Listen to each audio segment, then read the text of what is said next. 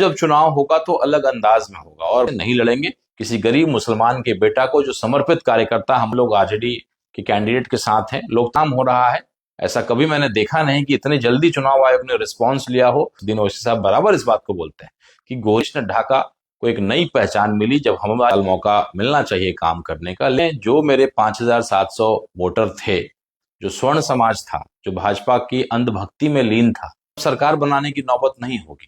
14 फरवरी से पुनः ढाका विधानसभा में जो वीवीपैट की काउंटिंग है शुरू हो चुकी है, जारी है।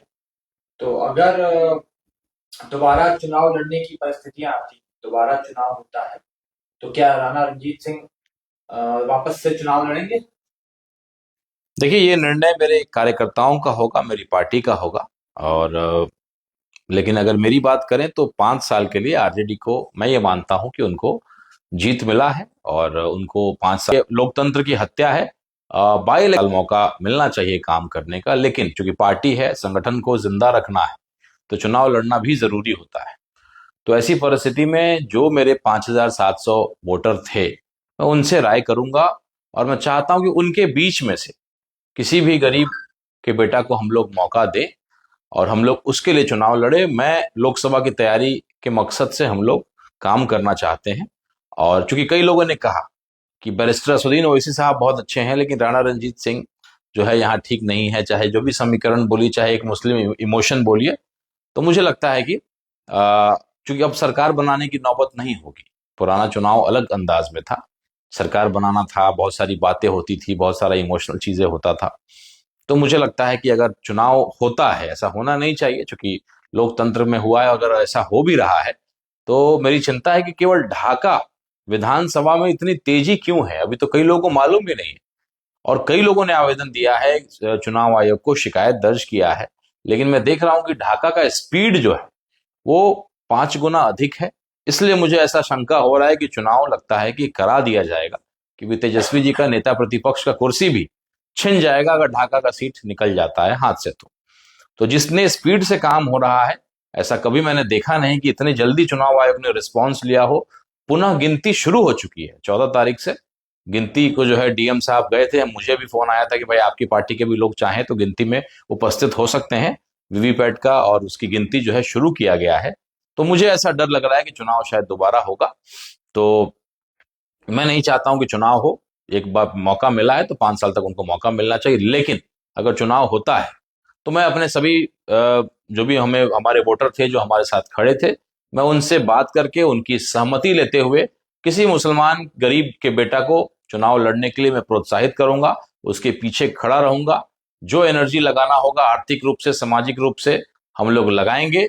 और मैं लोकसभा का चुनाव लड़ना चाहूंगा। दोबारा पार्टी ने अगर मौका दिया तो शिवहर से हम लोग विधानसभा का चुनाव ढाका से नहीं लड़ेंगे। किसी गरीब मुसलमान के बेटा को जो समर्पित कार्यकर्ता हमारा एआईएमआईएम का रहा, जिसने जिसने बड़ी ईमानदारी से हमारे साथ पार्टी को मजबूत करने का काम किया, वैसे किसी बेटा को मैं चाहता हूं कि चुनाव ढाका से मैं लड़वाऊं, अगर परिस्थिति बनती है दोबारा चुनाव की। तो सारे सबूतों के साथ वो कोर्ट में गए थे, तो आपको नहीं, देखिए, चुनाव दोबारा कराना उनके हाथ में बेशक हो सकता है, लेकिन अब जब चुनाव होगा तो अलग अंदाज में होगा। और भाजपा, जो स्वर्ण समाज था, जो भाजपा की अंधभक्ति में लीन था, अब वो जग चुका है। वो उसको भाजपा से एक चिढ़ है, भाजपा का असली चेहरा सामने आ गया है। तो वो भी आपको झेलना पड़ेगा। एप्स्टीन फाइल, जो मोदी को हम लोगों ने हर हर मोदी बोल करके भगवान का दर्जा देने का काम किया, अब वो स्थिति नहीं है। अब लोगों में बड़ा गुस्सा है। एप्स्टीन फाइल से कनेक्शन अमेरिका जिस तरीके से हमारे देश में वो तय कर रहा है कि हम किससे तेल खरीदेंगे। रशिया से इतना पुराना संबंध था हमारा। मोदी जी का कौन सा नस दबा हुआ है भगवान जाने। पहले लगता था कि अंबानी अडानी ने शायद कोई नस दबाया हुआ है, इतने मजबूर है उनके हाथों। अब लग रहा है कि अमेरिका के प्रेसिडेंट तय कर रहे हैं। हमारे नेता बैरिस्टर असदुद्दीन ओवैसी साहब बराबर इस बात को बोलते हैं कि गोरी चमड़ी वाला तय नहीं करेगा। हमारा देश आजाद हो चुका है, हम लोग गुलाम नहीं है। हमारा प्रधानमंत्री तय करेगा कि हम क्या निर्णय लेंगे। हमारा जो है डेमोक्रेसी तय करेगा, जो हमारे लोग हैं वो तय करेंगे। तो ये अभी जो स्थिति है, भाजपा के खिलाफ एक बहुत जबरदस्त एंटी इनकम्पेंसी है। और बात आरजेडी की करें तो आरजेडी के नेता प्रतिपक्ष सोए हुए हैं। आज ढाका के विधायक के लिए आवाज उठाना चाहिए था, नेता प्रतिपक्ष तेजस्वी यादव जी को कि कैसे हो रहा है जाति। आप ढाका में बड़े स्पीड में है और बाकी जगह जहां 40 वोट से, 39 वोट से, 100 वोट से, 150 वोट से मामला, उसका कोई संज्ञान नहीं, उसके लिए कोई चुनाव आयोग संज्ञान नहीं ले रहा है। लेकिन ढाका में चूंकि आरजेडी जीता हुआ है तो बड़ी तेजी में आप संज्ञान ले रहे हैं।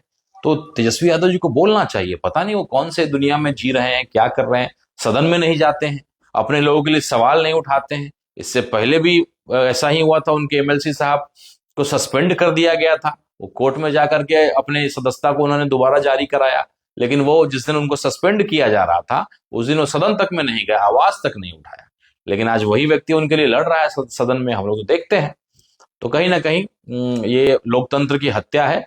बाई इलेक्शन का अंदाज लोगों का अलग रहता है, वोट करने का पैटर्न अलग रहता है। तो अगर कोई कहे कि ऐसा हो जाएगा, वो जीत जाएगा, तो इतना आसान नहीं होने जा रहा है। चीजें अलग होती हैं, पूरे एनर्जी को लगाया जाता है। ओवैसी साहब हमारे चुनाव में नहीं आ पाए, सीमांचल में व्यस्त थे। अगर बाय इलेक्शन होगा तो अधिक से अधिक समय उनका ढाका में बीतेगा, जो भी उनका कैंडिडेट होगा। उसके अलावा हमारी पूरी टीम एमआईएम की पूरी जी जान लगा देगी, क्योंकि हम चाहते हैं कि सीमांचल के बाहर भी हमारी पार्टी संगठन मजबूत हो। अगर ऐसा मौका मिलता है तो बाय इलेक्शन पहली बार एआईएमआईएम कोई चुनाव जीती तो जो है पहली बार हमने बाय इलेक्शन से ही अपने खाते को बिहार में खोला था। तो उसके तरीके अलग होते हैं, उसकी बातें अलग होती हैं। तो वो देखने वाली बात होगी। हम लोग तो आज अगर वैसी परिस्थिति है तो हम लोग आरजेडी के कैंडिडेट के साथ हैं। लोकतंत्र की हत्या नहीं होनी चाहिए। चुनाव के लिए कोई हड़बड़ी नहीं है, चुनाव तो कई सारे आते रहेंगे, होते रहेंगे, लेकिन ये गलत उदाहरण समाज में और हमारे लोगों में नहीं जाना चाहिए कि इस तरीके से अगर आप दुरुपयोग करिएगा। इलेक्शन कमीशन आपका पॉपेट है, आपके लोग हैं, आप जो चाहे इलेक्शन कमीशन से करा लें, तो ये गलत मैसेज जाएगा। तुम्हें लगता है कि वहां की जनता ऊपर के नेता को देखती है? देखिए, बाय इलेक्शन में ऐसा होता है। बाय इलेक्शन में अब सरकार बदलने नहीं जा रही है। आरजेडी अगर चुनाव जीत जाती है तो सरकार को कुछ फर्क नहीं पड़ेगा, कोई सर्दी गर्मी विशेष नहीं होगा। भाजपा अगर चुनाव जीत जाती है तो भी सरकार में कोई बहुत ज्यादा बदलाव नहीं होने जा रहा है। तो वो चुनाव का एक अलग मिजाज होता है कि मुख्यमंत्री बनाना है, हमको ये बनाना है। लेकिन उस समय आदमी का मिजाज होता है कि भाई हमको बेहतर विधायक बनाना है, जो हमारे मुद्दों के लिए ईमानदारी से लड़ सके, काम कर सके। तो निश्चित रूप से एक हमारी पार्टी है, हमारा वहां संगठन है, तो निश्चित रूप से चुनाव में भाग लेना हमारा अधिकार भी है और हमारा फर्ज भी है, ताकि मैसेज जाता है। आज मैं एक कार्यक्रम में गया हुआ था तो कई स्वर्ण समाज के लोग जो भाजपा के कट्टर समर्थक थे वो कह रहे हैं कि भैया आप कोई विकल्प नहीं है, अगर कोई विकल्प है तो बैरिस्टर असदुद्दीन ओवैसी साहब ही हमारे विकल्प हैं, क्योंकि और कोई समीकरण अब हमारे साथ नहीं है। आपने देखा होगा आईपी गुप्ता साहब अभी दारुसलाम गए थे, हैदराबाद गए थे, तो उन्होंने भी बोला कि भाई ओवैसी साहब के बिना बिहार नहीं पूरे देश में आपका चलना संभव नहीं होगा। और मैं अपने स्वर्ण समाज को अक्सर हमेशा कहता रहा हूं कि अगर हमें कोई समीकरण बनाना है तो हमें मुसलमान भाइयों के साथ खड़ा होना पड़ेगा। अगर मॉब लिंचिंग हो रही है तो हमें आकर के बोलना होगा, ताकि मसला जो है वो मुद्दा हिंदू मुसलमान का ना बन जाए, वो इंसानियत का और इंसाफ का लड़ाई बने। जैसे मोहम्मद दीपक का उदाहरण हुआ, मोहम्मद दीपक के नाम से जो फेमस हुए, दीपक जी हिंदू थे, इसलिए वो लड़ाई जब हुई उनसे, उन्होंने बोला तो वो लड़ाई हिंदुस्तान की बन गई। लेकिन अगर दीपक की जगह कोई अगर राशिद होते तो शायद वो लड़ाई हिंदू मुसलमान का बना दिया जाता कि भाई मुसलमान मुसलमान खड़ा हो गया, हिंदू के खिलाफ बोल रहा है। तो ये ही हमारा पुराना हिंदुस्तान जिसको हम लोग लाना चाहते हैं। तो जो दीपक के माध्यम से देश ने देखा, तो हम लोग को वक्त आ गया है कि हम लोग को एक दूसरे के लिए, मुसलमान की लड़ाई एक हिंदू का बेटा लड़े, हिंदू की लड़ाई एक मुसलमान का बेटा लड़े, जो हम लोग अक्सर कहते हैं, जो गांधी जी की सोच थी। और चंपारण की वो धरती, आज ढाका को एक पहचान मिला। ढाका को लोग मानते थे कि ये बांग्लादेश वाला ढाका है, लेकिन आज पूरा देश जानता है कि नहीं, ये ढाका गांधी जी वाला ढाका है। बड़हड़वा लखन सेन जहां गांधी जी आए थे, उन्होंने पहला बुनियादी विद्यालय की स्थापना की थी। अब ढाका वैसे लोगों ने फेमस हुआ। हम लोग चुनाव लड़े, ओवैसी साहब आए, तिरंगा साफा बांधा, पाकिस्तान को लताड़ा, और देशभक्ति का जो है, एक एक मुसलमान हमारा उतना ही बड़ा देशभक्त है हमारे देश का, उनकी भी शहादत है इस मिट्टी में, उसका उदाहरण गया। तो पूरे देश ने ढाका को एक नई पहचान मिली। जब हमारी पार्टी लड़ी तब जाकर के ये हुआ, वरना ढाका को लोग बांग्लादेश वाला ही ढाका समझा करते थे। तो एक तसल्ली है कि भाई हम लोगों ने प्रयास किया कि ढाका को एक पहचान मिला, और साथ ही साथ पार्टी और संगठन भी जो है उस इलाके में, उस चुनाव की वजह से अगल बगल में संगठन हमारा मजबूत की दिशा में आगे बढ़ा।